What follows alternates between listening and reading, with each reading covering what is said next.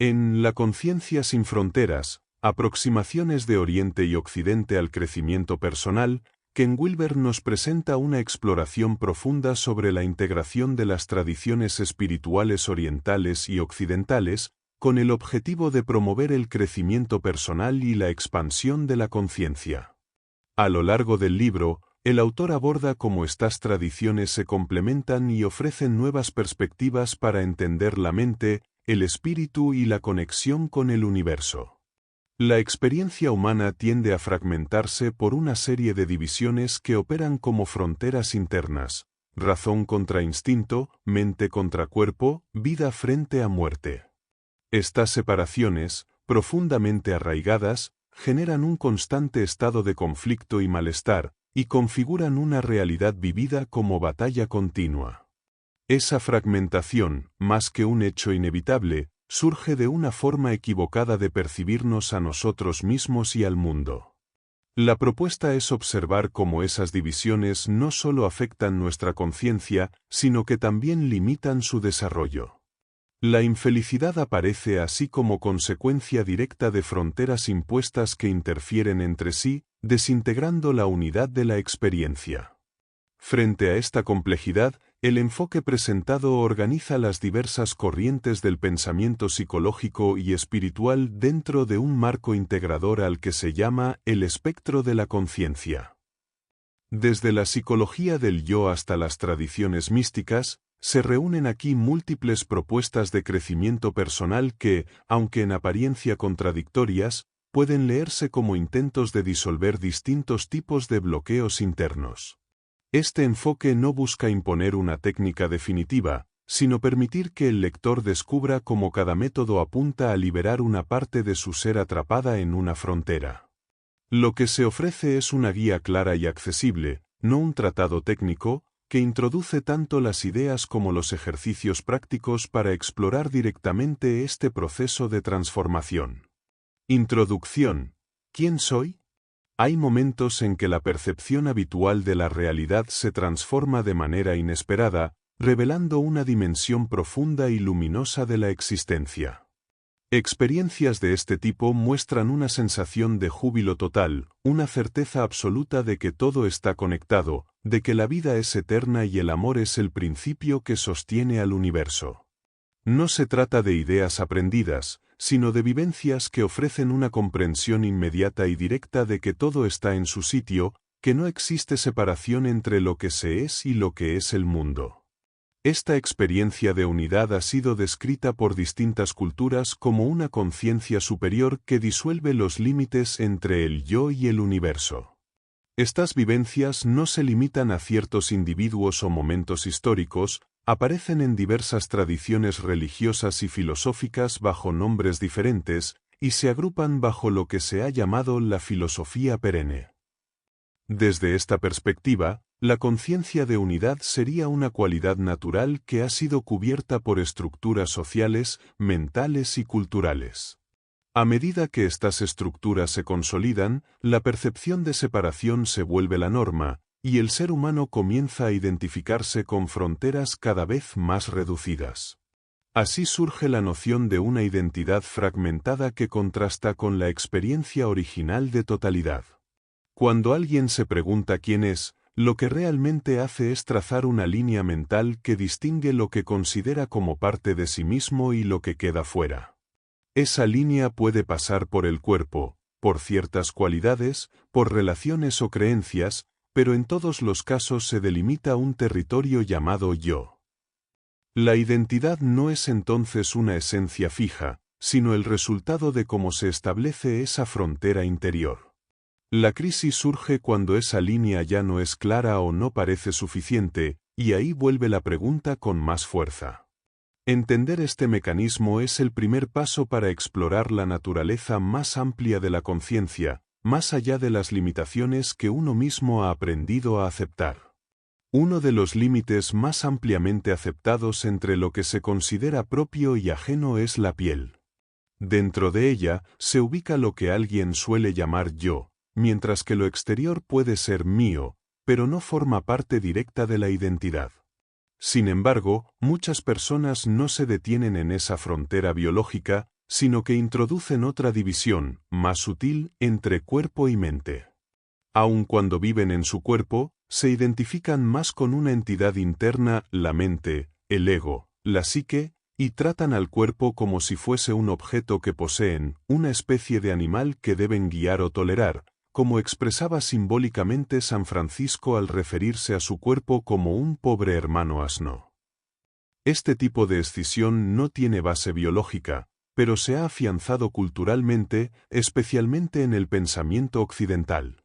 A lo largo de la vida, el cuerpo se vuelve un terreno ambiguo, es fuente de placer, pero también de dolor, enfermedades y conflictos tempranos. Al madurar, muchos acaban considerando su cuerpo como algo externo, y concentran su sentido de identidad exclusivamente en el ego.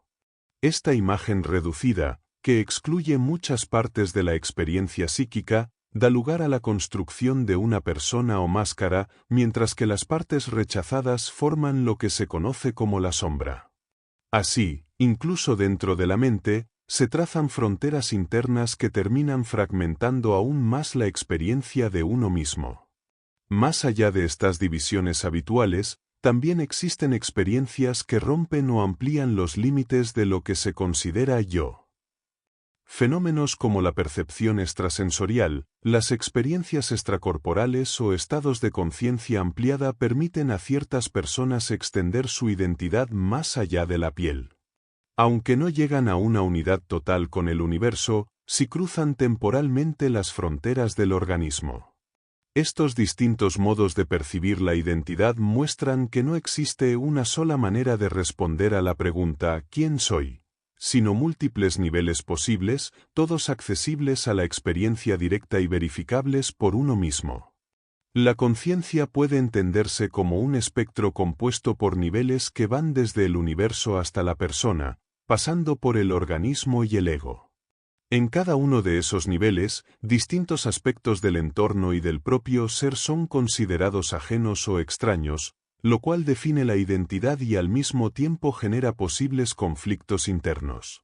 Cuanto más interna es la línea que divide lo propio de lo ajeno, más complejos son los enfrentamientos que surgen dentro del individuo.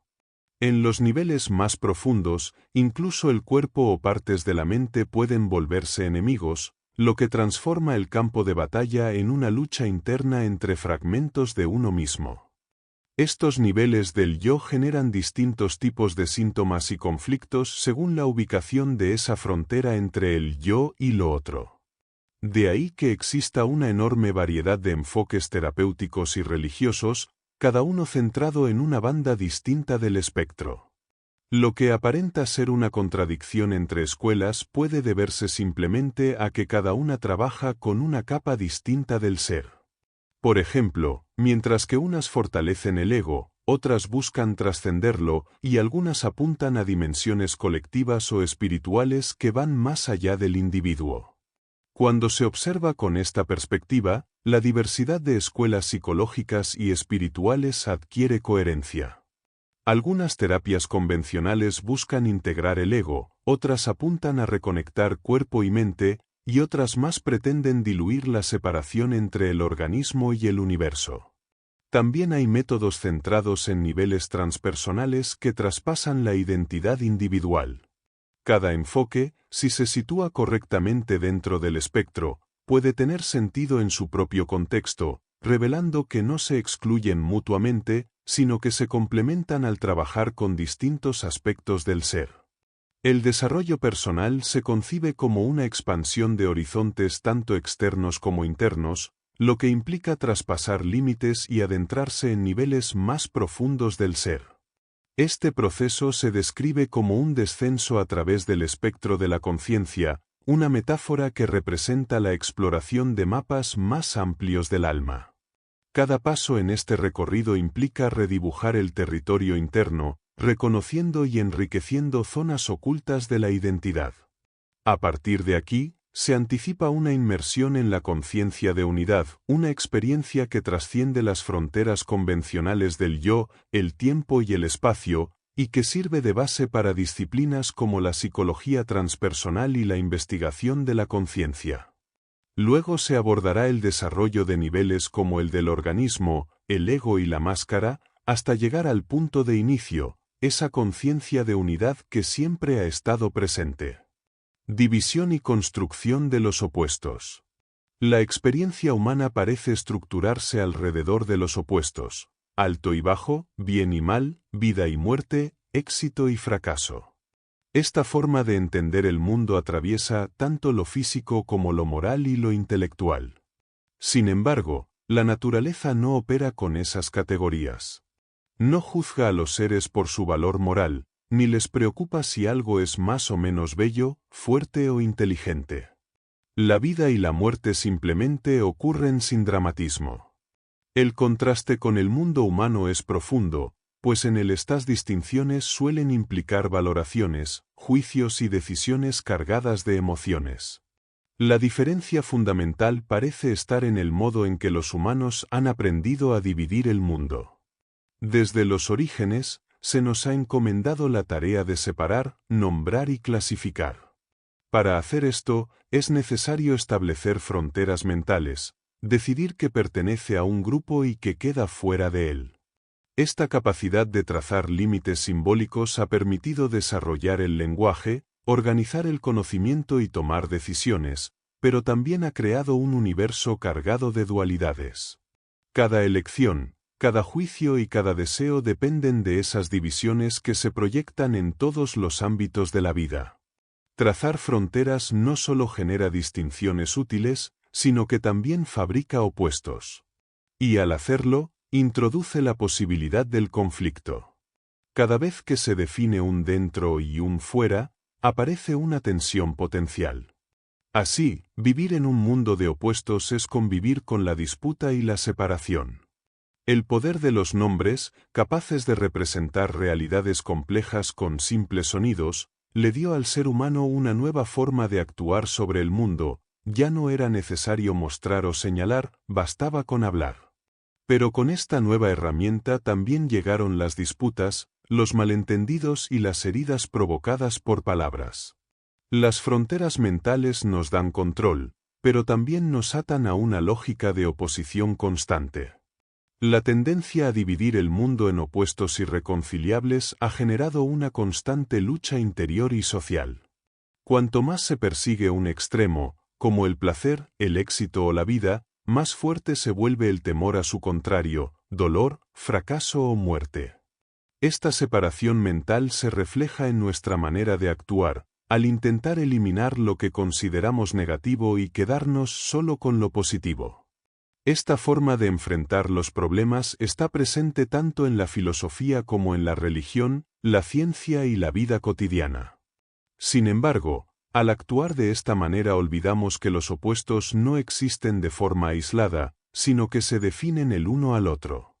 Aunque parezcan contrarios, los opuestos son inseparables. Alguien que compra lo hace porque otro vende, esa transacción es un solo hecho con dos caras. Lo mismo ocurre con placer y dolor, arriba y abajo, vida y muerte. No se puede tener uno sin el otro, y al intentar eliminar lo que rechazamos, terminamos destruyendo la base que da sentido a lo que valoramos.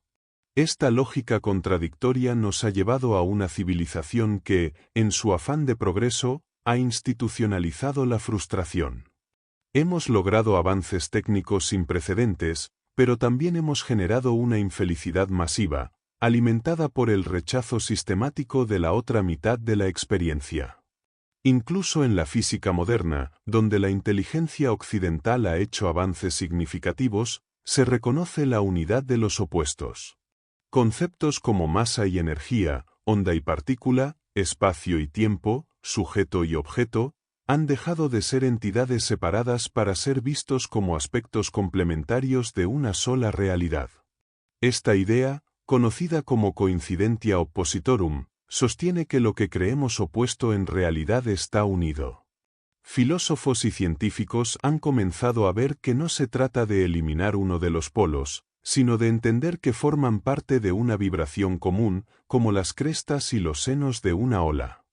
La teoría gestáltica de la percepción muestra con claridad cómo los opuestos solo pueden percibirse en relación mutua. No existe luz sin oscuridad, ni figura sin fondo. Lo mismo ocurre con cualquier experiencia. El movimiento se reconoce por contraste con el reposo, el esfuerzo con el descanso y el placer con el dolor. Cada uno se apoya en su opuesto para poder ser sentido, ya que no existe percepción sin un marco de referencia. La realidad sensorial, entonces, es una estructura integrada por opuestos correlativos, donde aislar uno significa destruir la totalidad de la experiencia. Esta inseparabilidad también se refleja en la forma en que percibimos las líneas en la naturaleza. Aunque parezcan dividir, en realidad conectan. La línea que delimita lo cóncavo también forma lo convexo. Así ocurre con todas las formas en la realidad. Las líneas no marcan fronteras que separan, sino puntos de contacto que unifican. Confundir una línea con una frontera nos lleva a una percepción distorsionada del mundo, donde creemos que los opuestos existen de manera independiente. Esa confusión genera la ilusión de separación, como si lo alto pudiera existir sin lo bajo, o el bien sin el mal. El problema aparece cuando usamos el lenguaje para etiquetar los opuestos y después actuamos como si esas palabras describieran realidades separadas. Decir quiero placer sin considerar su opuesto crea una falsa imagen de que es posible obtener solo uno de los lados de una experiencia dual. Así se refuerza la creencia en un mundo dividido, que en realidad no existe. Al aceptar como reales estas divisiones imaginarias, la mente cae en contradicciones, atrapada en dualismo sin salida. La confusión entre el mapa conceptual que trazamos y el territorio real de la naturaleza, que no tiene fronteras, es lo que sostiene esa percepción errada. La visión de unidad que trasciende los opuestos ha sido considerada desde siempre como una vía de liberación en muchas tradiciones místicas. En lugar de seguir atrapado en la lucha entre extremos, quien se libera deja de manipular los polos para encontrar equilibrio y armonía en un nivel más profundo. No se trata de elegir lo positivo frente a lo negativo, sino de reconocer que ambos forman parte de una totalidad indivisible. El objetivo no es escapar de lo negativo, sino dejar atrás la ilusión de que los contrarios son realidades separadas. Textos antiguos de diversas religiones ya planteaban que esta liberación surge al superar las divisiones impuestas por el pensamiento dual, reconociendo que no hay una realidad escindida, sino una sola esencia sin fronteras. Al comprender que las diferencias que percibimos son construcciones mentales y no propiedades inherentes de la realidad, se disuelve el conflicto que surge al elegir un lado frente a otro. Las fronteras que generan guerra interna y externa pierden sentido cuando se advierte su carácter ilusorio. Lo que antes se vivía como lucha constante se transforma en armonía, y el impulso por escapar de lo que se tiene en busca de una supuesta mejor versión desaparece. Ya no se trata de abandonar el progreso, sino de no depositar en él la esperanza de una felicidad definitiva. Al ver la unidad detrás de los opuestos, el mundo deja de parecer un campo de batalla y se revela como una danza compleja, viva y profundamente integrada. Territorio sin fronteras. El concepto de fronteras, tan natural para la mente humana, es en realidad una ilusión. Las fronteras no existen en la naturaleza de forma intrínseca, sino que son construcciones mentales creadas para clasificar y delimitar lo que nos rodea. A lo largo de la historia, esta tendencia a establecer límites ha sido fundamental para el avance del conocimiento, pero también ha generado fragmentación y conflicto, como se observa en el mito de Adán y su caída, simbolizando el pecado original. La humanidad, influenciada por esta visión de control y clasificación, ha impuesto límites sobre la naturaleza, lo que ha originado tanto el poder como la alienación. La ciencia moderna comenzó a tomar forma cuando los griegos, como Pitágoras, se dieron cuenta de que podían trascender las clasificaciones tradicionales mediante los números. Estos proporcionaron una forma abstracta de categorizar el mundo, algo que permitió un control más preciso sobre los fenómenos naturales. Los números no solo representaban cantidades concretas, sino que introducían una nueva forma de delimitar, creando una metademarcación que extendió el poder humano sobre el mundo. Este avance, sin embargo, también trajo consigo la división entre lo concreto y lo abstracto, creando un conflicto interior que ha persistido a lo largo de los siglos. Con la llegada de Galileo y Kepler en el siglo XVII, el uso de las matemáticas y la medición llevó la ciencia a un nivel más profundo. La capacidad de medir e interpretar las relaciones entre los objetos del universo permitió a los científicos formular leyes universales. Esta expansión del conocimiento no solo aumentó el poder tecnológico, sino también la capacidad para comprender y manipular el entorno. La introducción del álgebra representó un salto aún mayor, permitiendo que las matemáticas fueran usadas para descubrir relaciones abstractas entre fenómenos, transformando la ciencia en una herramienta aún más poderosa para el control del mundo natural. La humanidad alcanzó un poder sin precedentes sobre la naturaleza, pero a costa de una desconexión radical con ella. A lo largo de apenas 10 generaciones, el impacto de la industrialización se hizo evidente, con una atmósfera contaminada y ecosistemas devastados. Sin embargo, en este mismo periodo, se gestó una revolución científica que cambiaría para siempre la visión del mundo, destacando la transición de la física clásica a la cuántica.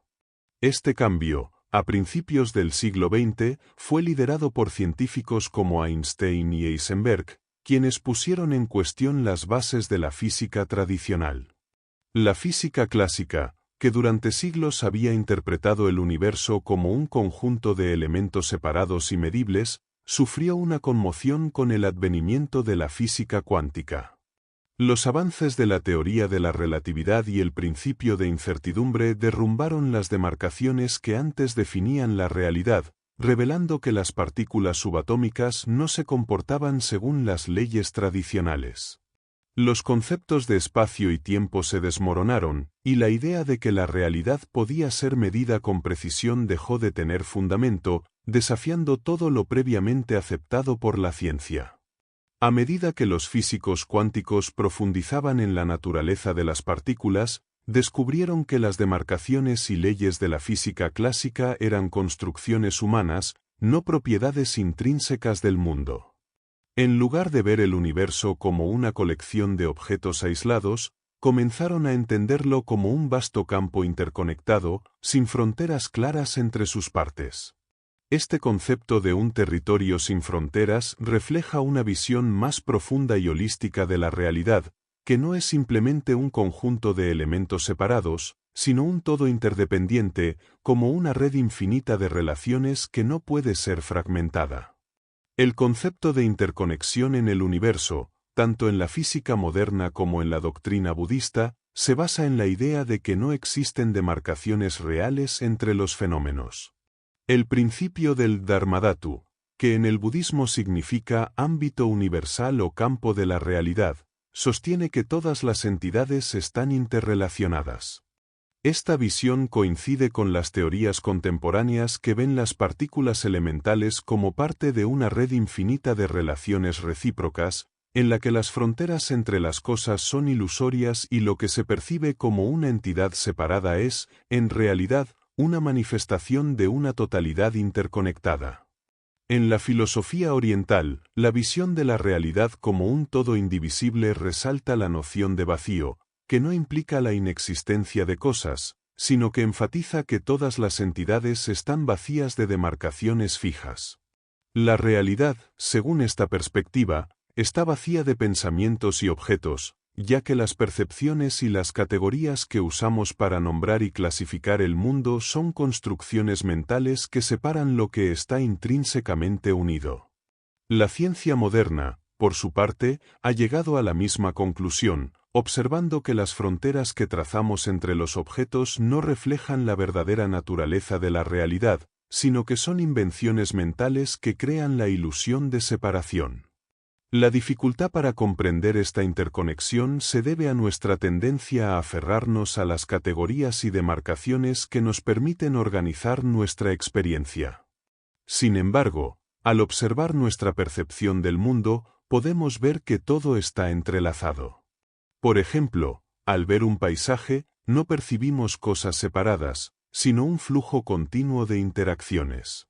La idea central es que la realidad no está dividida en partes desconectadas, más bien, todo forma parte de un solo cuerpo, ya sea bajo el concepto de Tao, Brahman o energía, tal como la física moderna describe la interconexión entre todas las entidades del cosmos. La visión de la realidad sin fronteras en Oriente ha sido un concepto vinculado a la experiencia cotidiana, más que a una preocupación filosófica o teórica. En este contexto, la necesidad de demarcaciones surge de la vida diaria, donde cada línea divisoria crea conflictos potenciales. Las tradiciones orientales, así como algunas corrientes esotéricas occidentales, buscan liberar a las personas de las complejidades y luchas generadas por estas divisiones. No tratan de resolver los conflictos, sino de mostrar la naturaleza ilusoria de las fronteras que los originan. La clave de este enfoque es disolver las batallas, revelando que son simplemente producto de una percepción errónea. Al entender que la realidad carece de fronteras, se llega a la conclusión de que los conflictos son ilusorios.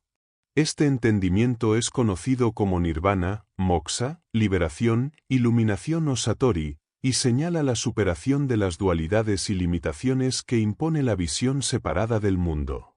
Conciencia sin fronteras. La conciencia de unidad es la comprensión de una realidad sin límites ni fronteras, donde las demarcaciones habituales entre sujeto y objeto, entre yo y lo ajeno, desaparecen. Este tipo de conciencia no es una teoría filosófica, sino una percepción directa e inmediata. Las palabras y conceptos, que suelen ser límites en sí mismos, no pueden captar adecuadamente esta experiencia. La idea central es que las demarcaciones son ilusorias y no corresponden con la naturaleza fundamental de la realidad. La frontera más fundamental es la que se establece entre el yo y lo que no es yo. Esta separación es tan profunda que es la última que se disuelve a medida que nos acercamos a la comprensión de la unidad. La conciencia de unidad comienza cuando se reconoce que esta demarcación primaria es falsa. La percepción del yo se expande hasta incluir todo lo que antes se veía como ajeno a uno mismo, desdibujando las fronteras entre el sujeto y el objeto, entre lo interior y lo exterior. No se trata de destruir esta demarcación, ya que no existe realmente, es solo una ilusión que hemos creado. En lugar de intentar eliminarla, debemos reconocer su inexistencia. Al buscarla con atención, descubrimos que la sensación de un yo separado, ese obstáculo fundamental, desaparece. Esta comprensión es el primer paso hacia la conciencia de unidad, donde ya no hay distinción entre el ser y el mundo, y todo se experimenta como una única realidad sin divisiones. La experiencia de ver, oír y pensar no puede separarse en tres entidades distintas, como solemos suponer. El acto de ver, el que ve y lo visto son inseparables, formando un único proceso. Al igual que una corriente de agua no se divide en varias partes, la percepción es un todo indivisible. Aunque comúnmente se concibe a quien ve como algo separado de lo visto, este concepto erróneo nos lleva a escindir nuestro mundo interior del exterior, creando una falsa distinción entre el sujeto y el objeto. Esta ilusión de separación se disuelve al observar con atención cómo el que experimenta y lo experimentado son, en realidad, la misma cosa. Cuando exploramos la experiencia del oído, la sensación de ser un oyente desaparece al enfocarnos en los sonidos. Al igual que no podemos oír al oyente, tampoco podemos ver al que ve. A medida que buscamos al que escucha o ve, nos damos cuenta de que no hay un ente separado, sino que somos la experiencia misma. Esto se aplica no solo al oído y la vista, sino también al pensamiento. El pensador que creemos estar buscando no es más que el pensamiento presente, lo que demuestra que la experiencia y el sujeto que la vive son una unidad indivisible. El concepto de un yo separado del mundo se desvanece al reconocer que no hay un yo distinto de la experiencia. Todo lo que vivimos, ya sea un pensamiento, un sonido o una visión, es nuestra experiencia y, por lo tanto, somos esa experiencia. La sensación de ser un yo separado es una ilusión, y al buscarlo, descubrimos que no existe. Este entendimiento de la unidad entre el sujeto y el mundo es la base de la liberación del sufrimiento, pues al comprender que somos el todo, no hay nada externo que pueda afectarnos. El sufrimiento humano radica en la ilusión de la separación. La percepción de un yo aislado crea la idea de que el sufrimiento es algo personal, cuando en realidad todo es una manifestación del todo.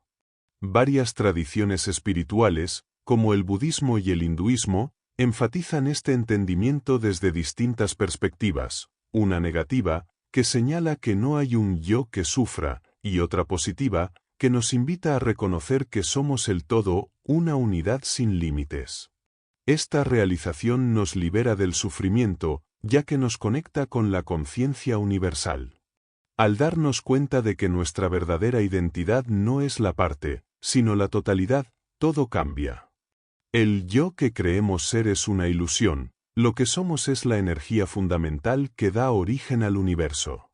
En el momento en que se comprende esto, el universo entero se revela como una extensión de nuestro ser esencial. Esta conciencia no se limita a un espacio individual, sino que trasciende las fronteras entre el interior y el exterior, mostrando que todo lo que percibimos es una manifestación de lo mismo. Los místicos han intentado describir esta experiencia trascendental a lo largo de la historia, utilizando diversos términos como el ser supremo o la subjetividad absoluta. Estos intentos, aunque parciales, nos invitan a mirar hacia adentro, pues al hacerlo, descubrimos que lo interior y lo exterior no son separados, sino una unidad. La búsqueda del ser verdadero no es un ejercicio intelectual, sino una experiencia directa que revela que la sensación de ser un sujeto aislado es una ilusión, una construcción de nuestra mente que nos aleja de nuestra verdadera naturaleza. La identificación con un ser falso nos aleja de nuestra verdadera esencia, una realidad suprema que aguarda ser descubierta. Este despertar místico busca que dejemos de vernos como un ser limitado por la mente, el cuerpo o las emociones, reconociendo que somos algo más allá de esos aspectos. Al investigar más profundamente, se revela que el sujeto y el objeto, lo interior y lo exterior, no son entidades separadas, sino una única experiencia no dual. La conciencia de unidad nos permite ver que el mundo no es una colección de cosas aisladas, sino una totalidad interconectada, sin fronteras definidas. La esencia de la realidad es, en su mayor simplicidad, una percepción ilimitada, lo que significa que nuestro verdadero ser no se encuentra ni dentro ni fuera, sino que se experimenta como la unidad con todo. El místico expresa esta realidad de muchas formas aparentemente contradictorias, pero todas apuntan hacia lo mismo, la no dualidad. Este entendimiento nos permite ver la interdependencia de todas las cosas en el cosmos, sin la ilusión de separaciones. Al aceptar la realidad sin fronteras, nos unimos con todo lo que nos rodea, como señala la idea de Erwin Schrödinger, quien afirma que somos inseparables de la Tierra, nuestra existencia es una continua recreación y transformación. Momentos sin fronteras. El concepto de la eternidad se presenta como algo intemporal y ajeno a la sucesión del tiempo. A diferencia de la concepción común de la eternidad como un tiempo interminable, la verdadera experiencia mística se describe como una conciencia de unidad que trasciende el tiempo, siendo presente en el momento sin ninguna referencia al pasado ni al futuro. Esta percepción de la eternidad no se logra a través de un esfuerzo intelectual, sino mediante una apertura radical a la experiencia directa del presente, algo tan cercano y evidente que está frente a nosotros en todo momento. El momento intemporal, según se expresa, es aquel en el que el tiempo se suspende por completo. Las experiencias más profundas, como el contacto con la naturaleza o momentos de gran intensidad emocional, parecen acercarnos a este estado, donde la distinción entre el pasado y el futuro se disuelve. Vivir en este momento es experimentar lo eterno, un presente que no tiene comienzo ni fin y que permanece intacto ante las sucesiones temporales. Es un momento sin límite, sin término, en el que el tiempo no existe y donde se puede percibir la naturaleza de la eternidad. En este sentido, los problemas humanos están profundamente relacionados con nuestra incapacidad para vivir plenamente en el presente. Al estar atrapados entre recuerdos y expectativas, proyectamos nuestras angustias hacia el pasado o el futuro, alejándonos del único momento real, el ahora. Según la visión mística, el verdadero despertar ocurre cuando logramos liberarnos de las ataduras del tiempo y nos sumergimos en el presente intemporal, el único lugar donde podemos experimentar la eternidad y alcanzar la verdadera paz. El concepto de vivir en el presente intemporal no debe confundirse con la idea de simplemente olvidarse del pasado o el futuro. El místico señala que el tiempo es una ilusión, una construcción simbólica que divide la eternidad en pasado y futuro. El intento de vivir en el ahora, concentrándose únicamente en el presente, en realidad refuerza la noción del tiempo, ya que necesita de un futuro para existir. El místico sugiere que, en lugar de luchar contra el tiempo, debemos observarlo con cuidado para entender que no existe en la experiencia directa, pues lo que percibimos es solo el presente. La experiencia sensorial directa, como el oído, el tacto y la vista, solo nos ofrece percepciones del presente. No podemos experimentar ni el pasado ni el futuro de manera inmediata, ya que todo lo que percibimos, desde los sonidos hasta las imágenes, ocurre en el aquí y ahora. A pesar de esto, la memoria nos permite conceptualizar el pasado, pero lo que realmente percibimos es el recuerdo presente de esos eventos. Del mismo modo, las anticipaciones sobre el futuro son también parte de la experiencia actual. Todo conocimiento del tiempo, ya sea pasado o futuro, es solo una interpretación del presente. Este entendimiento nos lleva a cuestionar la realidad del tiempo tal como lo percibimos. Los místicos y pensadores como Eckhart y Nicolás de Cusa afirman que el tiempo es solo una ilusión que se crea a partir de nuestra interpretación del presente. Aunque la mayoría percibe el tiempo como algo que fluye entre el pasado y el futuro, esta percepción limita nuestra experiencia del ahora, haciéndolo parecer fugaz y escurridizo. En realidad, el presente es eterno, pero nuestra mente lo confunde con el presente pasajero, atrapado entre dos dimensiones temporales, el pasado y el futuro. El concepto de tiempo se desdibuja al entender que tanto el pasado como el futuro son solo experiencias presentes. La distinción entre lo que fue y lo que será se desvanece, dejando un ahora eterno que abarca todo el tiempo y espacio. Este presente eterno o nunc stans, en contraposición al nunc fluens, el presente pasajero, no tiene límites, ya que tanto el pasado como el futuro residen dentro de él y no fuera de él. La conciencia de estar en un momento fuera de este presente se disuelve, revelando que no existe comienzo ni fin para el ahora, sino una paz absoluta, libre de las ataduras del pasado y del futuro. Al adoptar esta perspectiva, la conciencia se libera de la idea de un yo separado y de la identificación con los recuerdos, que son vistos solo como parte de la experiencia presente. Al integrar todo lo vivido como una experiencia del ahora, desaparece la sensación de estar fuera del presente. El observador, entonces, no es algo que esté aparte de la experiencia, sino que se funde con ella. Así, la barrera entre el pasado y el presente se disuelve, permitiendo vivir en un eterno presente sin fronteras ni limitaciones. Crecimiento de las fronteras. La conciencia de unidad, vista como el ser natural y real del ser humano, se presenta como la base de todo el espectro de la conciencia. En lugar de entenderla como una ruptura de la normalidad, se la percibe como el estado esencial del ser, y el ego como una limitación de esa conciencia.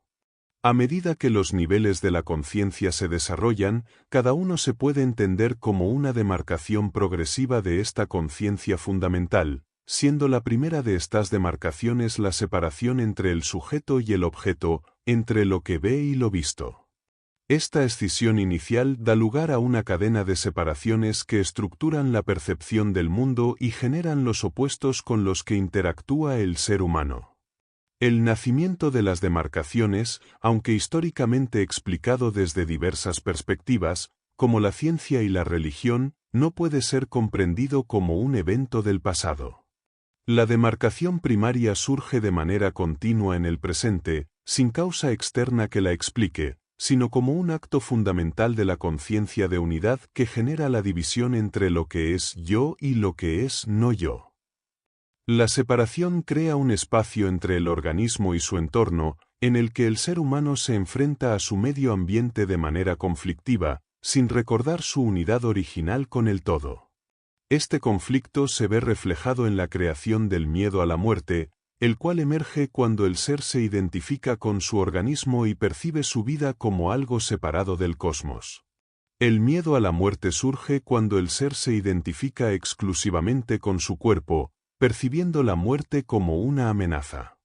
Sin embargo, los antiguos sabios taoístas, que vivían en una conciencia de unidad con el infinito, no experimentaban este miedo, ya que trascendían el cuerpo y la mente. Este enfoque demuestra que la muerte no es un problema para el ser verdadero, sino para aquellos que se identifican únicamente con su forma física. La comprensión de la vida y la muerte como dos aspectos inseparables de la misma realidad se convierte en un paso esencial hacia la aceptación de la unidad que subyace a todas las apariencias de separación. El nacimiento y la muerte son inseparables en el momento presente. Cada instante está marcado por un renacimiento y una desaparición simultáneos, sin un pasado que lo respalde ni un futuro que lo continúe. Al identificarse exclusivamente con su cuerpo, el ser humano rechaza la muerte, temiendo el fin, lo que lo lleva a centrarse en el futuro como una promesa de inmortalidad. Este temor genera la ilusión del tiempo, el cual se convierte en una manera de escapar de la muerte y mantener la esperanza en un futuro lejano. De esta forma, el ser humano vive en la constante expectativa de un futuro, mientras el presente se desvanece rápidamente. El tiempo, entonces, se convierte en una ilusión creada para mitigar el miedo a la muerte. Al igual que el hombre que utiliza una mangosta imaginaria para espantar serpientes también ficticias, el ser humano busca en el tiempo una solución a su angustia existencial. La vida se vive esperando el futuro, y así, el presente se reduce a un instante fugaz. Al aferrarse al futuro, se pierde la conciencia de la hora, que se convierte en un presente transitorio, incapaz de ser plenamente experimentado. El ser humano, al identificarse con su organismo físico, también se aferró a su memoria como un intento de dar validez a un pasado que, en realidad, solo existe en la mente. Esta búsqueda de certidumbre y seguridad se traduce en una limitación de la vida a los recuerdos y las expectativas, mientras que el presente se ve restringido por las fronteras del pasado y el futuro. En su necesidad de evitar la muerte, el hombre se ve obligado a rechazar su cuerpo mortal y a identificarse únicamente con su ego, una construcción mental que busca la inmortalidad a través de la idea fija de un yo inmutable, excluyendo cualquier referencia a la muerte. Nivel del ego y la identidad. La línea entre mente y cuerpo se transforma en una barrera ilusoria que divide lo que es inseparable. Esta división genera una constante lucha entre los deseos de la carne y las necesidades del alma. El hombre pierde el contacto con la totalidad de su ser, limitándose a una imagen mental de sí mismo, que incluye una conciencia vaga de sus impulsos, tanto racionales como irracionales.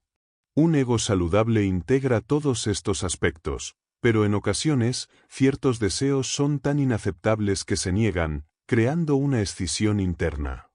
Al hacerlo, el individuo proyecta esos aspectos negados en el mundo exterior, lo que puede llevar a distorsionar su percepción de la realidad, viéndola como algo ajeno y hostil.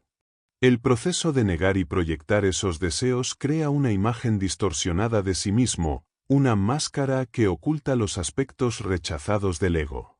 Esta fragmentación reduce la sensación de plenitud interna y aumenta la sensación de amenaza externa.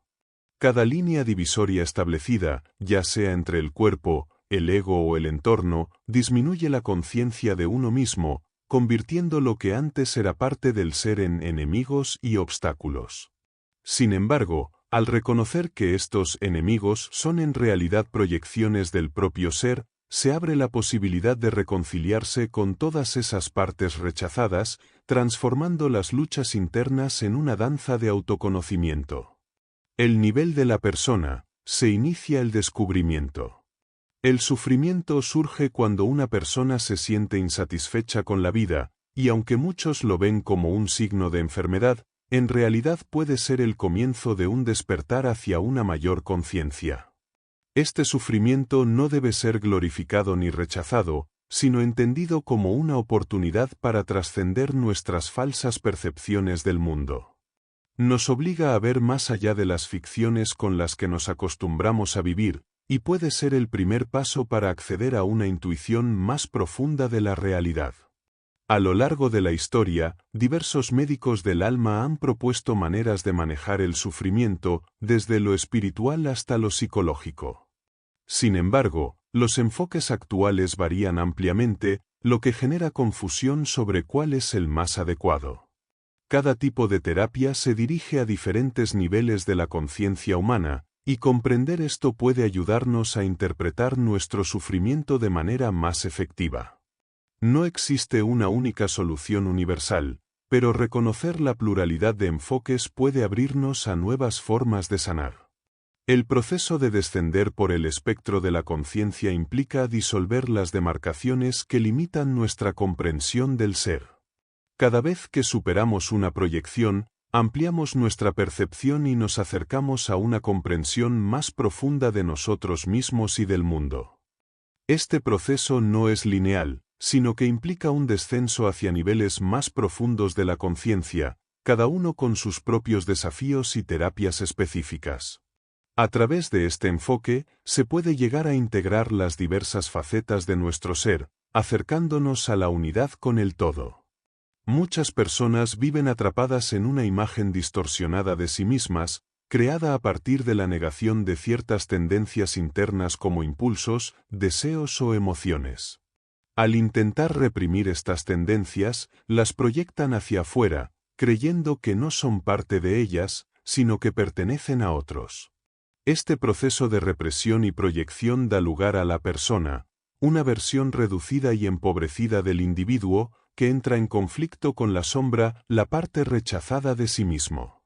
El ejemplo de Juan y su impulso por limpiar el garaje ilustra cómo la proyección funciona. Aunque Juan tiene el deseo de limpiar, pronto se distrae y pierde contacto con su impulso. Al sentirse presionado por la tarea, proyecta este impulso sobre su esposa, creyendo que es ella quien lo está presionando. Este fenómeno de proyectar impulsos hacia el exterior crea una falsa sensación de presión, cuando en realidad es el propio impulso de Juan el que lo incomoda, pero lo ha desplazado fuera de sí mismo. La proyección tiene dos efectos principales. Uno experimenta la falta de la tendencia proyectada, y ésta parece provenir del exterior. Esta distorsión de la realidad lleva a la persona a defender vehementemente su visión errónea, resistiéndose a aceptar que los impulsos proyectados son en realidad propios. La resistencia a reconocer la sombra personal alimenta la proyección, y esta dinámica es evidente en fenómenos como la caza de brujas, donde las personas desvirtúan la realidad al proyectar lo que rechazan sobre los demás. Las cacerías de brujas, por su naturaleza destructiva, revelan cómo las personas proyectan sus propios aspectos rechazados. A menudo, quienes participan en ellas creen estar exentos de las características que consideran malignas, pero al negar su existencia en ellos mismos, estas características terminan siendo proyectadas en otros. Este proceso de proyección revela que todo aquello que aborrecemos en los demás es, en muchos casos, un reflejo de lo que nos incomoda reconocer en nosotros mismos. La persistencia de esta proyección no solo lleva a la persecución de otros, sino que fortalece el rechazo hacia esos aspectos, creando una división entre lo que se percibe como bueno y malo en los demás. Las cacerías de brujas no siempre tienen una magnitud extrema, pero en todos los casos, la persona que proyecta su sombra se siente incómoda con las partes de sí misma que le son difíciles de aceptar. Esta proyección puede ser tan sutil como una aversión a ciertos comportamientos en otros, como la homosexualidad, que al ser rechazados, revelan los propios miedos y deseos no reconocidos de quien proyecta. Este fenómeno no solo afecta las interacciones interpersonales, sino que también puede generar una sensación de obligación o resentimiento hacia los demás, especialmente en relaciones familiares o matrimoniales, donde el sujeto puede sentir que está obligado a cumplir ciertos roles. Pero lo que realmente está proyectando es un deseo no admitido de satisfacer esas expectativas. La proyección no solo distorsiona nuestra visión de los demás, sino que también altera nuestra percepción de nosotros mismos. La proyección de nuestras sombras crea una visión distorsionada de la realidad, donde nuestras emociones y rasgos no reconocidos se presentan como ajenos o incluso como una amenaza externa.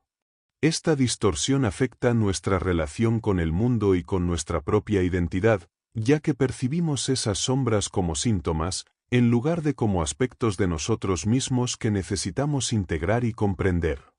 El concepto de la sombra se vincula estrechamente con los síntomas que experimentamos, como el miedo o la angustia. Cuando proyectamos nuestras emociones negativas hacia los demás, acabamos viendo estas mismas emociones en ellos y generamos un miedo irracional. En lugar de liberarnos de la sombra, intentamos eliminarla, lo que genera un ciclo de rechazo hacia los síntomas, como la depresión o el estrés.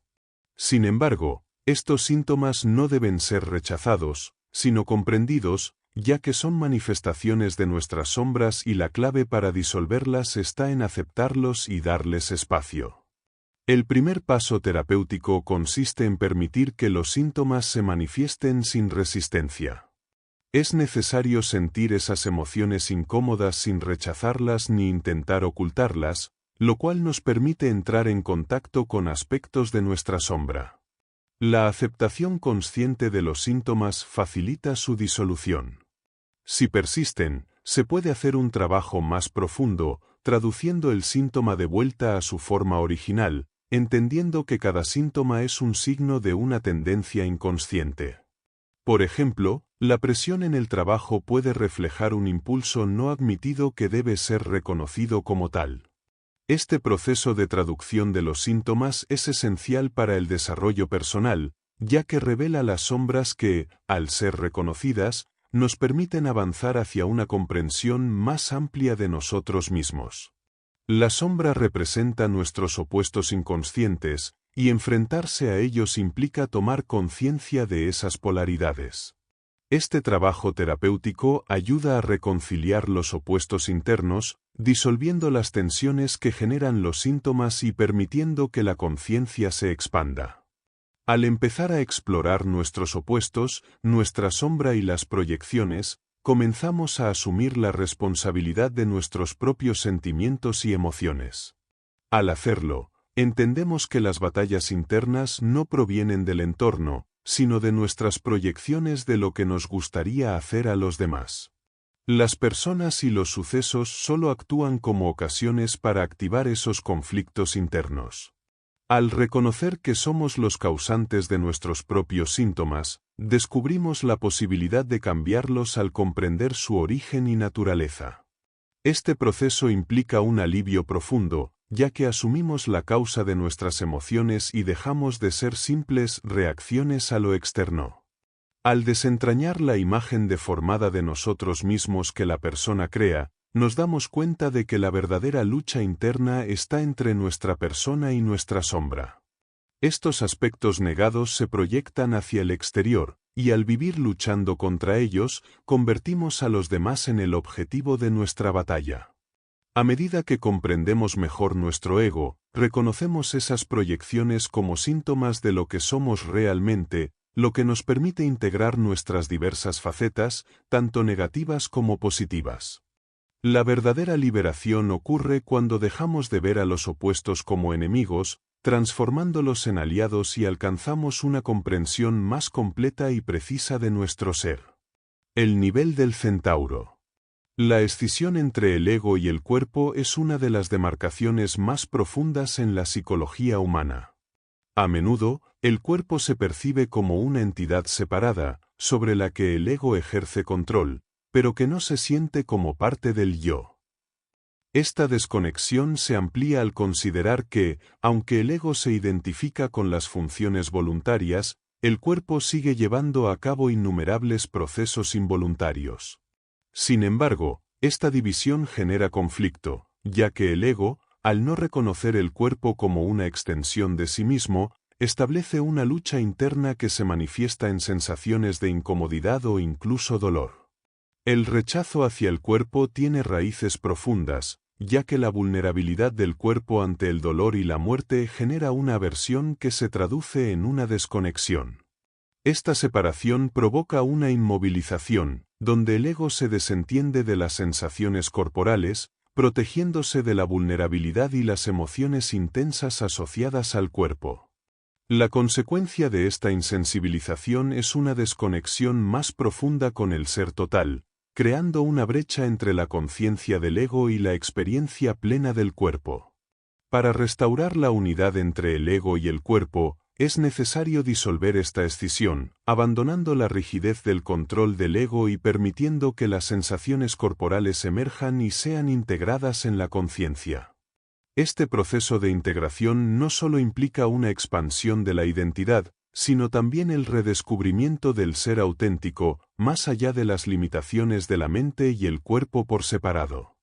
Una de las grandes dificultades para conectar con el cuerpo radica en la tendencia a conceptualizar las sensaciones, en lugar de sentirlas directamente. La disociación corporal surge cuando evitamos percibir con atención plena y nos limitamos a pensar en las distintas partes del cuerpo, lo que impide una conexión genuina. Al intentar estar consciente del cuerpo, es común que nos perdamos en pensamientos o imágenes, por lo que se recomienda practicar la atención a las sensaciones corporales, sin forzar ninguna percepción. Un ejercicio práctico para lograrlo es acostarse boca arriba y centrarse en la respiración profunda, visualizando el cuerpo como un globo que se expande con cada inhalación. Este ejercicio permite ir tomando conciencia de las sensaciones en el abdomen, el pecho y otras partes del cuerpo, mientras se percibe la vitalidad que recorre el cuerpo al inhalar y exhalar. Con la práctica, se puede llegar a sentir cómo el cuerpo se llena de una energía sutil que fluye por todo el organismo, irradiando una sensación de bienestar. Durante estos ejercicios, es común detectar bloqueos o tensiones en ciertas áreas del cuerpo, como el cuello, los hombros o la zona pélvica. Estos bloqueos no son más que la manifestación física de emociones reprimidas o no expresadas. A menudo, estos bloqueos resultan del intento de controlar impulsos, como la hostilidad o el miedo, que se mantienen a nivel muscular. Identificar estos puntos de tensión es el primer paso para empezar a disolverlos, lo que requiere una conciencia plena y un enfoque en liberar las restricciones físicas asociadas a las emociones contenidas. Los bloqueos sensoriales en el cuerpo pueden estar relacionados con emociones reprimidas. Cada área del cuerpo tiende a descargar ciertas emociones, y al identificar la zona donde ocurre el bloqueo, es posible entender mejor su significado. Para liberar estos bloqueos, es necesario un trabajo consciente y constante. La liberación no es inmediata, ya que los bloqueos pueden haberse formado durante años. Estos bloqueos no se relajan fácilmente debido a que la tensión muscular es mantenida de forma involuntaria, a pesar de los intentos conscientes de relajarse. Lo curioso es que estos bloqueos no son involuntarios, sino que son creados activamente por uno mismo. Los músculos que participan en los bloqueos están bajo control voluntario, lo que implica que son resultados de acciones conscientes, aunque no siempre somos conscientes de esta tensión. La clave está en reconocer cómo se está creando activamente la tensión, en lugar de intentar relajarse de inmediato, aumentar la tensión de manera consciente. Esto permite darse cuenta de que el bloqueo es el resultado de una acción propia, lo que facilita la disolución de la tensión. El segundo paso en la disolución de estos bloqueos es confrontar las emociones que fueron reprimidas y que están asociadas a la tensión. Estos bloqueos inicialmente sirvieron para sofocar emociones que parecían inaceptables, pero para liberarlas es necesario permitir que esas emociones reprimidas emerjan. Con el tiempo y la práctica, uno puede liberar esas emociones al intensificar conscientemente la tensión muscular y aceptar las emociones que surgen, lo cual permite una mayor fluidez en la energía corporal y un cambio en la percepción de uno mismo y la realidad. El reconocimiento de que lo voluntario y lo involuntario forman parte de uno mismo lleva a dejar de sentirse víctima de los procesos internos.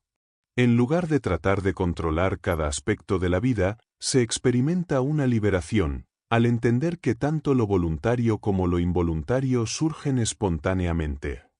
Esta aceptación no implica control sobre los procesos involuntarios, como el crecimiento del cabello o la circulación sanguínea, pero permite renunciar a la necesidad de manipular constantemente la vida y los procesos internos, favoreciendo una mayor libertad y sabiduría que trasciende el ego. El ego tiende a tratar de fabricar placer o felicidad, a menudo buscando gratificaciones externas que refuerzan la ilusión de que el bienestar proviene del exterior. Esta búsqueda, en lugar de generar placer, impide disfrutar de lo que ya está presente, obstruyendo el gozo genuino. Volver al centauro implica entender que la felicidad y el bienestar son inherentes al organismo psicofísico total, disponibles en el presente, sin depender de logros futuros ni de posesiones materiales. Al identificar el bienestar con el momento presente, se alcanza una liberación más profunda. El nivel del centauro también implica la superación de la dicotomía entre lo voluntario y lo involuntario, al reconocer que ambos son expresiones espontáneas del ser.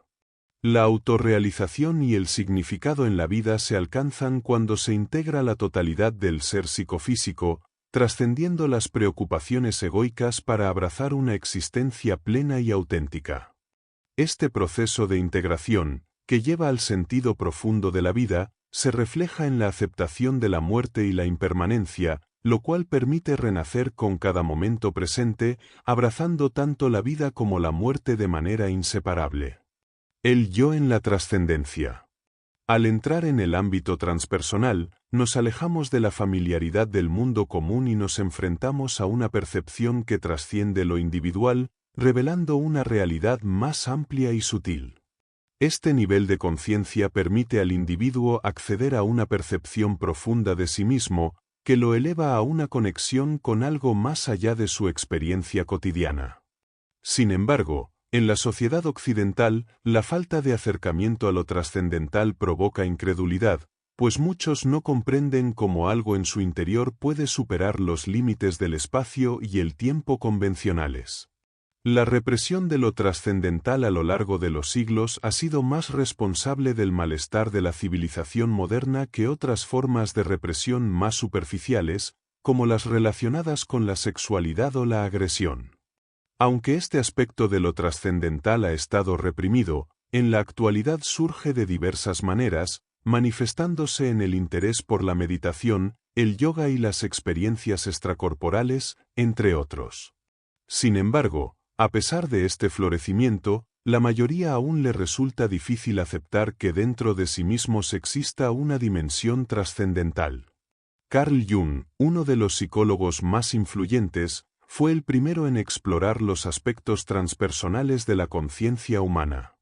A diferencia de Freud, que se limitó a los niveles superiores del ego, Jung profundizó en la psique y descubrió el inconsciente colectivo.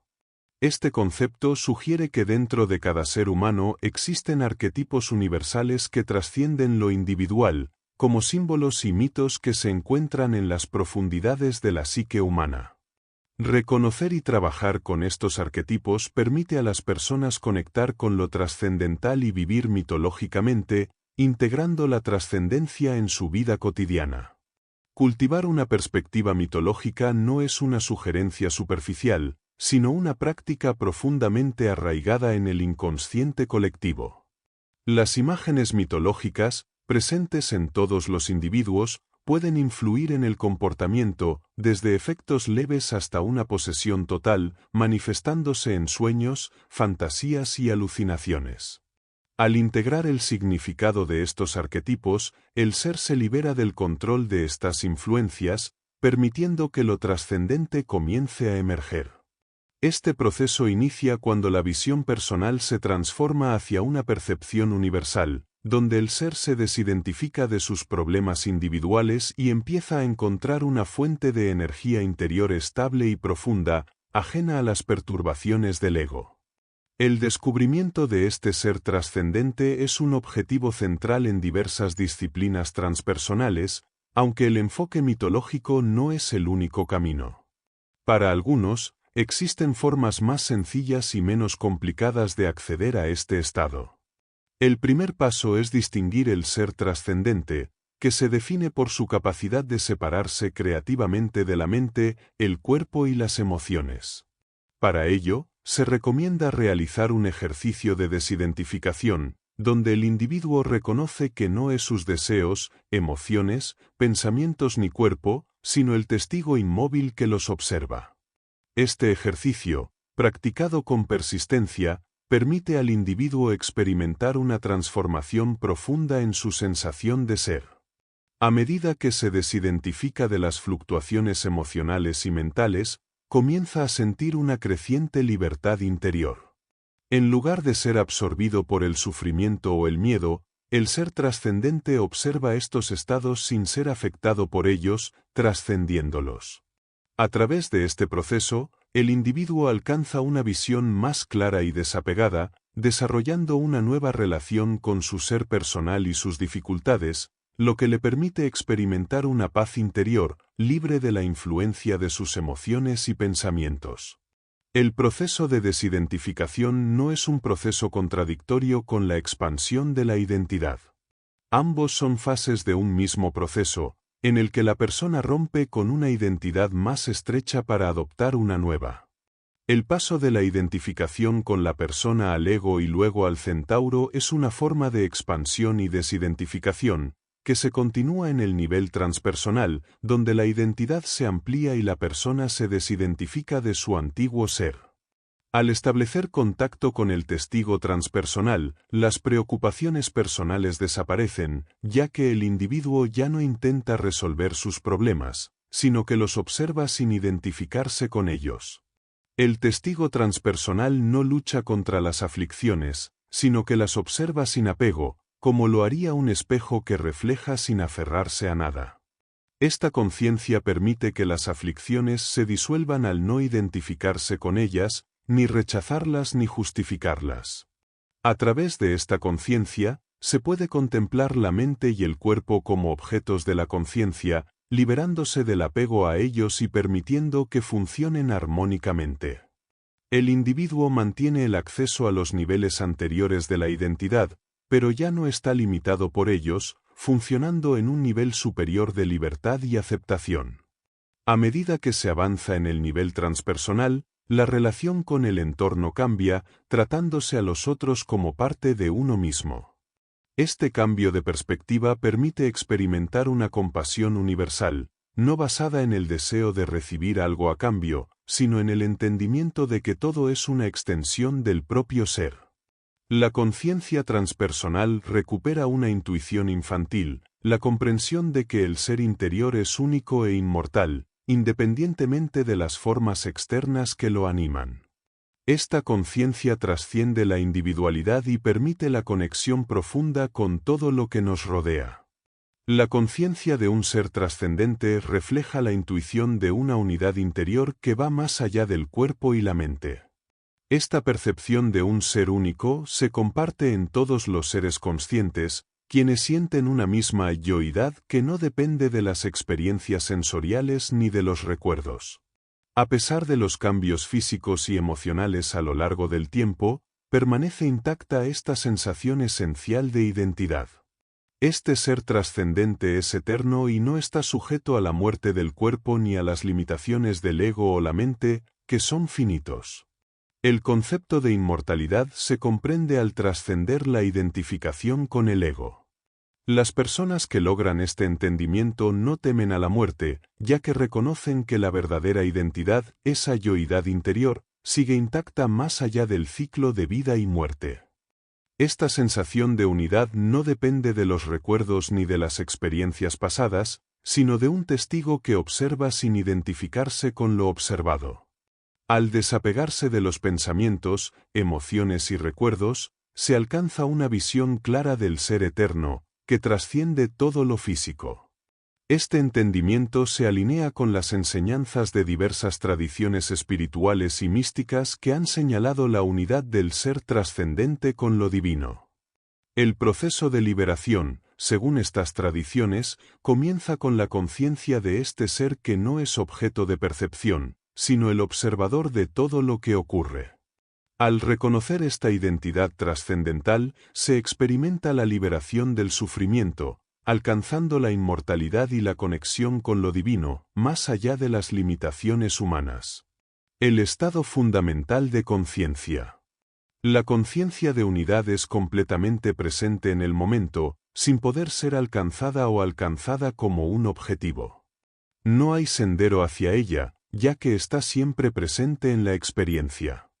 Los niveles de conciencia más específicos son estados parciales que pueden ser cultivados, pero la conciencia de unidad es diferente, pues no es un estado separado, sino la verdadera naturaleza de todos los estados. Al igual que el agua es la base de todas las olas del océano, la conciencia de unidad es la base de todos los estados de conciencia. No se puede alcanzar la conciencia de unidad saltando de una ola a otra, ya que está presente en cada ola del momento. El concepto de alcanzar lo absoluto, como la conciencia de unidad, es una paradoja. La búsqueda misma, el deseo de alcanzarlo, nos aleja de la comprensión del presente. No se trata de hacer o no hacer algo, sino de reconocer que la experiencia presente es el punto de partida. Al buscar fuera de la experiencia actual, nos apartamos de la respuesta, que ya está en lo que estamos viviendo. Esto es similar a la idea de que el taoísmo y otras tradiciones místicas nos dicen que no hay un camino o disciplina que nos lleve a lo absoluto, porque lo absoluto está en cada momento. Por lo tanto, la práctica espiritual no busca alcanzar algo que no tenemos, sino que es una expresión de lo que ya somos. La conciencia de unidad es la naturaleza misma de nuestra experiencia, y la práctica espiritual es simplemente una forma de expresarla. El verdadero propósito de la práctica es manifestar esa conciencia que ya está presente en nosotros. Así, la práctica espiritual, en su más profundo sentido, es un medio para vivir y expresar la conciencia de unidad que no es algo a alcanzar, sino algo que siempre ha estado presente en nuestro ser. La práctica de zazen, o meditación, no busca alcanzar algo externo, sino expresar nuestra verdadera naturaleza, la cual, desde el momento en que se inicia, está iluminada. No es un proceso de preparación, sino de manifestación de lo que ya somos, nuestra esencia búdica. Cualquier actividad, desde la meditación hasta las tareas cotidianas, es una forma de práctica que refleja esta iluminación original, no como un objetivo, sino como una manera de vivir en unidad con el todo. De esta forma, la vida misma se convierte en una expresión continua de esta conciencia, que va más allá de cualquier ritual o actividad específica. A medida que se avanza en la práctica espiritual, se comienza a percatarse de una resistencia constante hacia la conciencia de unidad, un fenómeno de evasión que se manifiesta en diversos aspectos de la vida. Esta resistencia se encuentra en todos los niveles de la psique, desde la sombra personal hasta el ego, y se expresa de forma inconsciente, impidiendo que la persona se entregue plenamente al presente y a la totalidad de la experiencia. La resistencia no es solo una evasión consciente, sino un mecanismo profundamente arraigado que, al no ser comprendido, sabotea cualquier intento de crecimiento espiritual. La tarea principal de cualquier proceso terapéutico es ayudar a la persona a reconocer y superar esta resistencia. Al igual que en el psicoanálisis, donde se busca liberar a la persona de la censura interna a través de la asociación libre, en otros enfoques terapéuticos, como la terapia Gestalt, se trabaja con la evitación del presente, guiando al individuo para que se concentre en el aquí y ahora. Cada nivel de resistencia requiere una técnica diferente, y el desafío radica en enfrentar la resistencia a la conciencia de unidad, que es la clave para alcanzar una comprensión más profunda y plena de uno mismo. La resistencia primaria, que surge en los niveles más profundos de la conciencia, nos lleva a percibir aspectos de nuestro ser como objetos externos. De esta forma, tanto los objetos del entorno como nuestro propio cuerpo se ven como algo separado de nosotros. Esta resistencia a la unidad con todo lo que nos rodea es fundamental para comprender la percepción y cómo la conciencia de unidad es evitada. Las prácticas espirituales, al permitir que esta resistencia aflore, nos muestran nuestra tendencia a rechazar la conciencia de unidad, lo cual impide nuestra liberación y nos mantiene atrapados en una percepción fragmentada de la realidad. Las condiciones especiales de las terapias espirituales o psicológicas, como la meditación o el zazen, se diseñan para frustrar estas resistencias. Por ejemplo, en el psicoanálisis, la libre asociación ayuda a descubrir bloqueos inconscientes que, al ser señalados, permiten al individuo enfrentarse a sus resistencias. Lo mismo ocurre con las prácticas espirituales, que, al exponer nuestras resistencias, nos acercan a la verdadera naturaleza de nuestro ser. Estas condiciones especiales, que varían según el nivel de conciencia en el que nos encontremos, actúan como un espejo de nuestras resistencias, mostrándonos lo que se encuentra oculto en nuestro interior. La resistencia primaria a la conciencia de unidad no es algo externo, sino una actividad interna que bloquea nuestra capacidad de aceptar el presente tal como es. Esta resistencia, sutil y difusa, nos lleva a evitar el estado de conciencia plena, impidiéndonos experimentar la unidad con todo lo que existe. Este rechazo al presente nos arroja a un mundo de separación y sufrimiento, donde buscamos sustitutos para la conciencia de unidad. Sin embargo, al comprender esta resistencia, podemos comenzar a deshacerla, acercándonos así a una conciencia más profunda y liberadora. La búsqueda constante de la conciencia de unidad suele generar una resistencia implícita hacia el presente. En lugar de descansar en el aquí y ahora, las personas tienden a apartarse hacia un futuro imaginado, buscando una ola perfecta de experiencia que, al final, nunca llega. Esta constante huida refuerza la ilusión de separación entre el individuo y el mundo, creando una escisión entre lo que se experimenta y el que experimenta. Al apartarse del presente, se genera una división entre el ser y el mundo exterior, lo que alimenta la percepción de un mundo objetivo separado. Este movimiento hacia el futuro y la división entre el ser y lo experimentado crea la ilusión de que el tiempo transcurre de manera lineal, haciendo que el presente se perciba como algo limitado y fugaz. La resistencia a la hora se convierte en un acto de crear tiempo, separando el pasado y el futuro del presente. Sin embargo, todo intento de apartarse del momento presente, ya sea buscando o deteniendo el movimiento, refuerza la resistencia primaria, perpetuando la sensación de separación y contracción del ser.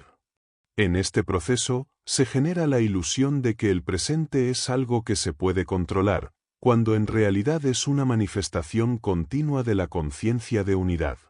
Al reconocer que cada acción es en sí misma una resistencia, el individuo se enfrenta a una paradoja.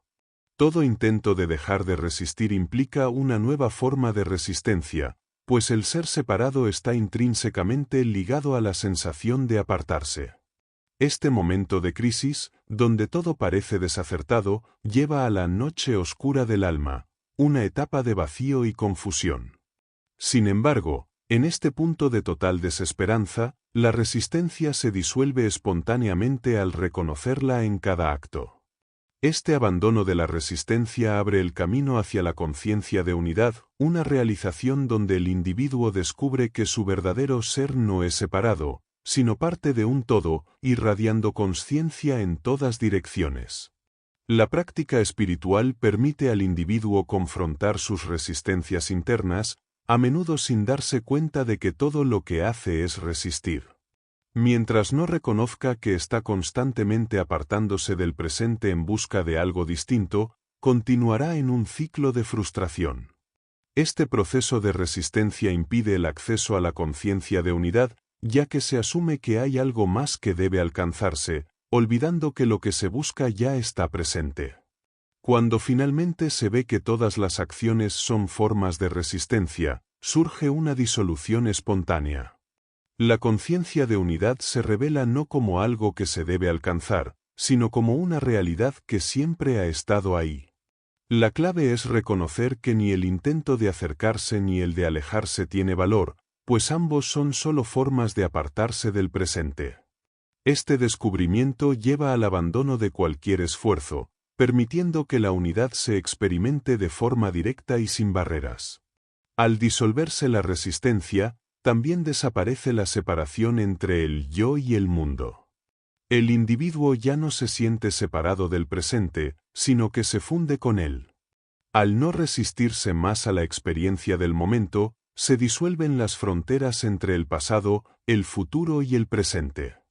Así, se experimenta un único y eterno ahora, donde ya no existe un dónde ir, porque todo es parte de un solo momento continuo, sin principio ni fin.